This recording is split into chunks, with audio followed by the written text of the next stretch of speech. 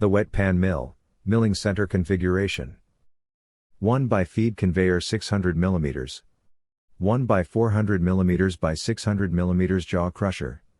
1 by transfer conveyor 600 mm. 4 by 2 meter cubed hoppers with fully adjustable vibrating belt feeders. 4 by transfer conveyors 300 mm. 4 by wet pan mills 2,5 tons per hour.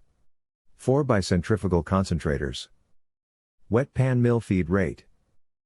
If we have 2,500 kilograms of material, we must then convert it to liters. Knowing that gold carrying ore normally weighs between 1.9 kilograms to 2.1 kilograms per liter, if we then take the average of 2 kilograms per liter, the total liters of 2,500 kilograms will be 1,250 liter. This means we have to feed the plant 21 liter, or then 42 kilograms per minute constantly, and for this reason I have added a vibrating feeder to feed the units correctly. Process flow.